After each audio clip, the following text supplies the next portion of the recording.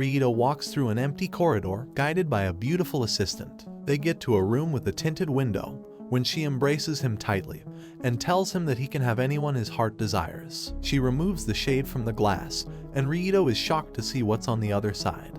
It's 2040 in Tokyo, as Rito professes his undying love for Arisa, but she seems to think he's a little late. They've known each other since childhood, but he won't be around for long since he's contracted cellular sclerosis. The cure for the disease is expected within 5 years, so he must go into cryo sleep until then. He doesn't expect that Arisa will wait for him, but to his surprise, Arisa dashes in at the last minute, promising him that she'll be waiting for him on the other side. Rito wakes up 5 years later and immediately sees a girl similar to Arisa, but realizes that she's a different girl as her bust size is out of this world. He has been fully cured, but gets suspicious when none of his loved ones are here to see him, and all the girls stare at him like he's Brad Pitt.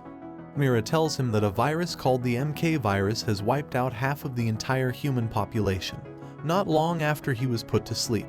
Shocked to hear the news, Rito jumps out of the car and is surprised to see an unfamiliar sight. He tries to talk to someone, but the girl immediately screams as she runs away. Another girl calls out that she sees a man sprinting towards Rito until she is put down. Mira explains MK virus stands for the male killer virus and tells him that he is one of only 5 men alive in this new world. Mira gets down on her knees and pleads him for his help to save humanity by using his baby maker to make babies with 5 billion women.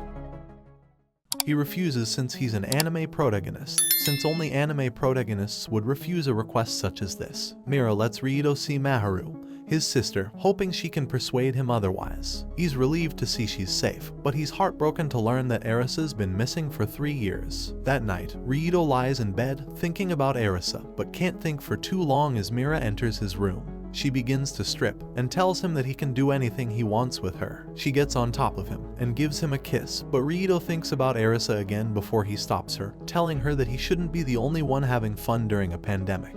Naniko is waiting outside, and she tells Mira that she feels bad that she got assigned a wimpy boy, proudly announcing her male assignment has earned the title of being number 1. The next day, Mira guides Rito into a room full of starter Pokemon, telling him that he can choose whoever he wants. But the damn fool turns everyone down, asking Mira if he can get a month before doing his duties to save humanity. He tells her that he wants to find Arisa and says that if there's anyone he'll mate with, it will be her. Although unhappy with his request, Mira agrees, but on the condition that he'll allow 2 women to try and seduce him every night before the month ends. We meet Hino, living his best life as he receives a massage from professional masseuses while watching his favorite actress, who he thinks he'll have a deeper connection with. Oh, okay. Yeah, oh, okay. Naniko comes to his aid, telling him that she'll arrange for him to mate with her as soon as possible. Naharu, Mira, and Rito have dinner together prepared by the world's finest collection of chefs. Mira orders a second serving and offers to finish Rito's dessert, as Rito thinks that she's a fortunate girl to have that weight going into all the right places. He tells her that she has an appetite, and Maharu marvels at her perfect proportions despite her diet. On the way to his room, Rito encounters Hino, who advises him to stop being a wimp and to just enjoy it. Rito is surprised anyone can be so cheerful about the current situation of the world, but doesn't realize that he's the one in the minority. Later, Rito is in the shower when the lights suddenly go off, and his hand accidentally lands on someone's plot. Akane tries her best to seduce him with some wine. She feeds him the alcohol in the most effective way possible, and is about to attack the baby maker, but he ends up passing out from dehydration. He wakes up in his bed to see her sprawled across the sofa and another girl, Sui, sleeping in his bed. When they wake up, the 3 go to visit Arisa's lab, hoping to find a clue on Arisa's whereabouts, when suddenly, Rito is unexpectedly attacked by a big bear. He gets a scratch before Sui defeats it, as he finds out that Sui will be his bodyguard moving forward, while Akane rips off her shirt, telling him she's his doctor. At the lab, Rito finds out that Arisa worked day and night to find a cure, but was unsuccessful before her disappearance. Hearing about Arisa's dedication, Rito decides to find a cure for the virus, and decides it would be a good idea to broadcast his endeavor to the whole world. Everyone watches the announcement as Rito instantly becomes a celebrity. Later, Maharu visits her brother in his lab, where she looks through Arisa's old stuff and finds a smart band that contains Arisa's top secret information. She found out that the virus was man-made, but couldn't trust to tell anyone about it at the time. as Rito finds out that she had a target on her back. Meanwhile, we witness a group of people discussing the mating progress so far, as they express their satisfaction with number 1's progress, who has already slept with over 100 women with 28 confirmed pregnancies. However, they are pissed at Mira's lack of progress in grooming number 2, who has yet to put his baby maker to use. They decide to activate number 3, so they contact Karen, who is determined to become the best assistant the world has ever seen. Back in 2040, a boy named Shoda is shown being bullied at school. He practices the piano by himself after school since he has no friends or family that care about him. But his teacher Yuzuki visits him and tells him that he's smart and strong, hoping to make him feel better about always being bullied and alone. But he knows that strong and smart are two things that he is not, as he found out that he's been diagnosed with cellular sclerosis. Yuzuki tries to get him to say goodbye to the rest of his class before his cold sleep, but no one seems to care since they're too absorbed in their own lives. He's put into his slumber all alone, and is awakened in the current day by his attendant Karen. She shows him to his room, but feels awkward when she does everything for him, since no one has ever been nice to him in his entire life. He has no idea about the MK virus, so he goes back to a school identical to his previous one, but is shocked to see a classroom full of girls. Karen takes him to visit Yuzuki after class, who immediately hugs him as he enters the door. She tells him that she's glad he's better now, and tells him again that he is strong. She grabs his hand and asks him if they can meet up later at night. At night, he visits her in her room, and it's not long before she turns off the lights and grabs his face. She tells him that this is his reward for being a strong boy, before giving him a kiss. The next day in class, Shoda thinks that last night will probably just be a one-time thing, when his classmates, Natsu and Shunka, begin to compete for his attention. During gym, all the girls attempt to impress him as they play volleyball, but he accidentally ends up injured in the process. He's surprised when Akira gets down on her knees and apologizes to him while crying, telling him that she'll do anything for him to make it up. Later, Yuzuki finds Shoda in the music room, and she takes the opportunity to develop plot with him again. A week passes, and Shoda wakes up with Yuzuki beside him, who tells him that she borrowed his shirt. He recalls the amazing week he had with her. He hugs her and tells her that he wishes they could stay like this forever. At school, Karen drags him to gym class since all the girls will be swimming today. He notices how amazingly perfect Akira and Shunka's bodies are while watching them race.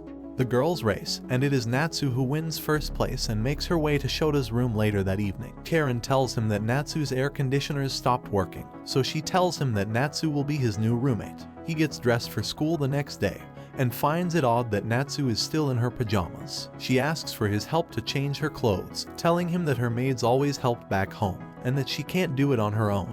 He helps her, and tries his best to keep his beast hidden in the cave, because he wants to save it for Yuzuki. However, he feels Yuzuki has been ignoring him lately, since she refuses to let him come to her room.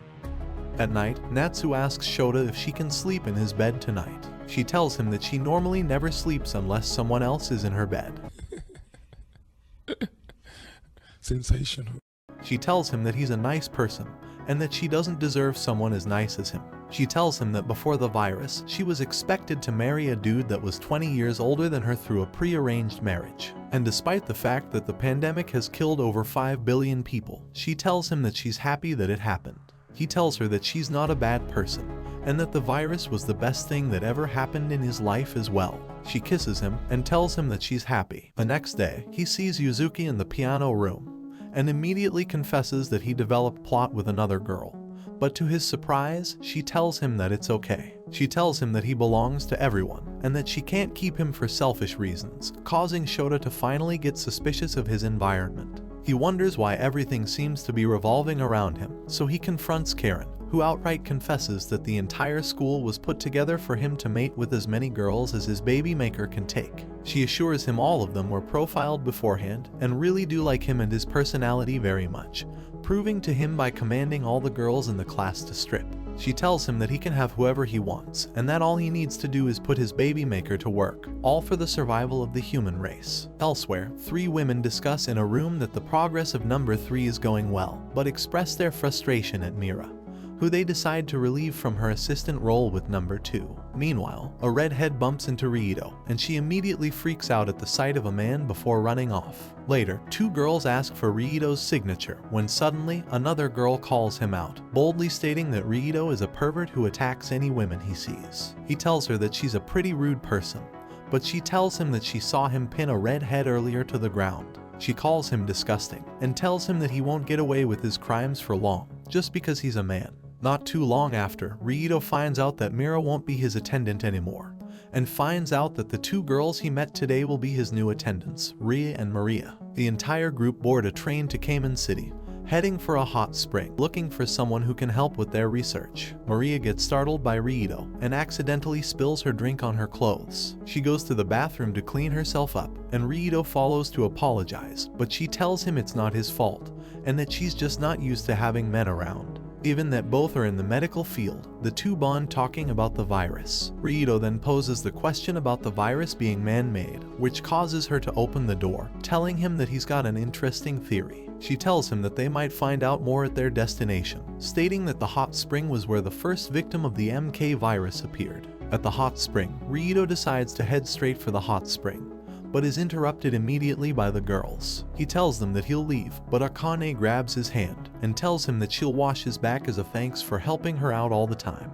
He tells her that there's no need and that the girls are the ones who always help him out. Akane says if that's the case, then it's his duty to give every girl here a backwash, as Rito realizes that there's no escape in this situation. He goes around, putting in the time for the hard labor, until he gets to Maria when his eyes begin to wander. Consequently, he points the shower head unintentionally in the direction towards the black hole. Akane is last, and she tells him that he needs to use his hands, telling him that her skin is sensitive to the towel. He uses his hands and finishes scrubbing her back, but she tells him that a man should finish what he started, and tells him to wash her entire body. She uses her hand to direct his hand all across her body, and eventually tries to suck his hand into her black hole, but he is able to escape before hitting the event horizon. Later, Rito meets a strange American girl in the sauna, who tells him not to leave or that she'll scream. She tells him that she loves Japan, and can't believe that she hit the lottery by finding a Japanese man. She tells him that they'll play a game, and tells him that the person who leaves the sauna first loses. If she leaves first, she won't tell any of the girls at the hot spring that he was here, but if he leaves first, he must plant the seed of life in her fertile soil. Hours pass, and she tells him that he shouldn't endure things for too long. She tells him that there's nothing wrong with giving into his lust, but he tells her that his resistance stat is maxed out. She tells him that his resistance is certainly impressive, so she decides to pretend like she passed out. He takes her out and tries to feed her water, but realizes that he should get a doctor. However, she grabs his hand and tells him to feed her water with his mouth. He says he'll get the nurse, but she tells him that she'll scream if he doesn't feed her with his mouth. He says fuck it, and decides to go for it, when he's caught in the act by the other girls, who can't believe that he chose to mate with a stranger before mating with them first. Meanwhile, Hino is having the time of his life, but he begins to feel bored of developing plot with the same girls every single day. He feels like it's time for a change, so he goes out to the refugee camps, hoping to find someone else to mate with. Maharu catches his attention, not realizing that she is Rito's sister. Back to Rito, the group visit the wife of the first victim of the MK virus, who eventually gives Rito a mysterious picture frame. He figures out that the frame is actually a digital file, releasing the information contained using Eris's smartband, and finding evidence that the MK virus was a man-made disease. Rito also finds out that despite Maria's desire to research more about a cure for the disease, the government has been restricting her funding and preventing her from accessing the government's files on the research data for the vaccine. Later, Naniko approaches Rito about Hino's desire to mate with his sister, who is completely against the idea. Rito goes to talk with Hino directly and tells him that his sister isn't interested, causing Hino to grovel, asking Rito to just get him an introduction. He tells him that he fell in love at first sight, which is enough to convince Rito to ask his sister to at least consider Hino's baby maker. Later, Akane and Maria visit Rito in the shower to talk to him about some information on the virus, since he's constantly under surveillance everywhere else. They find out about Rito's undercover work, and admit that they are also suspicious of the government's actions on deliberately preventing and hiding research on a cure. Just then, Ria barges in, asking what the three are doing suspiciously in the bathroom,